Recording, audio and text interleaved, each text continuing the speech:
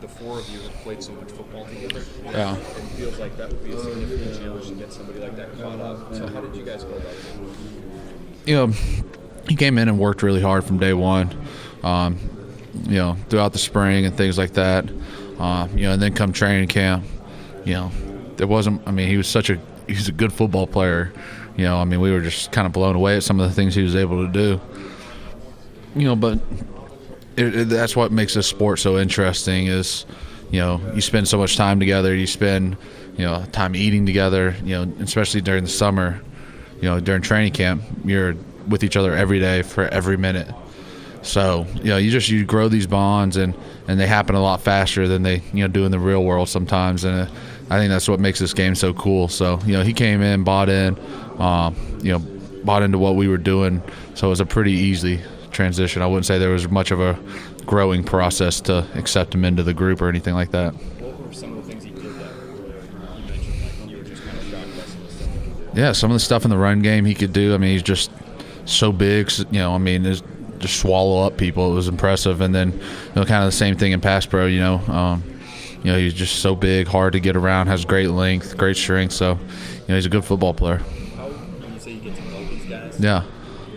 What did you learn about, like, when you're eating together? Like, did you learn what he liked for breakfast, or like what sorts of things? Man, no, people's sense of humor, what people like, what people don't like, what they like to do in their off time, all kind of things. We have a lot, me and him had some similarities. We're from kind of the same recruiting class, so we knew a lot of people, so when I say something about someone, he's like, oh yeah, I remember him, whatever. So, but it's the one thing about this sport that's so cool is those bonds you do form and how quickly they form because of how much time you spend together.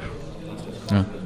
David, can you talk about do you think it was a turning point during this season when you thought we are getting better? Of course, the playoffs games. Yeah, every season has its ups and downs, and started off rocky.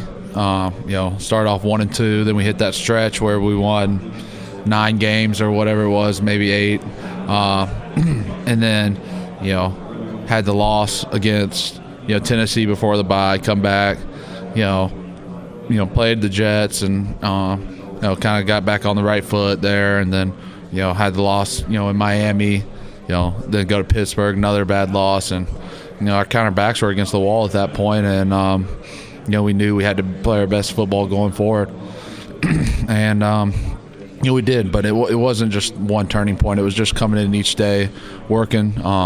Even throughout the whole year, it wasn't just 1 week or one turning point. It was just accumulation of all that hard work throughout the year. The challenge to face one of the two best linemen inside linemen Yeah. No, yeah, it's a big challenge. It's pretty obvious. For you as a center, bigger than normal? No, well, Aaron Donald's the best defensive player in football, so I don't know how much bigger it can get than that. So, and then on top of that, you've got Sue, Brockers inside, and obviously Fowler on the edge. So, it's going to be a big challenge. They're a good football team. What do you think impresses you most about Dr. and Yeah, I played with Todd, but Todd's a great running back, and he does a lot of things well. You might want to go ask a defensive guy about the running backs, though. How would you define the Patriot way? Man, I don't really know if you can define it.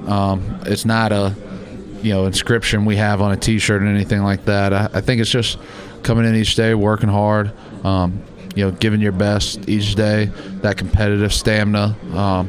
Every day's a competition. It's a tough place to play. But I'm proud to be a part of this organization, and I don't think it gets any better. And how big a role do veteran players play in sustaining that? Yeah. It seems like it'd be easier for the coach to sustain it through the year. No, yeah, I definitely think it's kind of a ode to the guys who come before, way before me, the Matt Light, Logan Makins, Dan Copen on the offense line, guys like that. Then, obviously guys like Willie McGinnis, Bruschi, all those guys, that came in and really made this culture. obviously Tom's still hanging around from that group of guys, but it's that culture that's been passed down, kind of from generation, guys to guys, and I think that's a pretty special thing. There's a really special bond between sitters and backs. Yeah. How would you describe your relationship with Tom and what it's like playing with him? Yeah, I was talking to my buddy who was my quarterback in high school, and we were just kind of sitting there talking, and Tom's the longest quarterback I've ever played with now, so it is a special relationship. There's so much that goes into it, so much communication. You two kind of start the whole play, and if you two are off or you two don't see something the same way, that's usually not a successful play, and then usually other people are going to mess up, and it kind of just is a cluster. So it's a really important thing to make sure how he operates, how I operate, and he's been great to work with and been so good to me. Obviously, as an offense, I'm sure you guys are all pretty close. What is it like being here at the Super Bowl without Josh being here, and what's kind of been the conversation with the team? It's tough. He was a good teammate, but that's something we can't really control. And wish him all the best. Really just focus on what we have to do this week to win the game. A lot of teams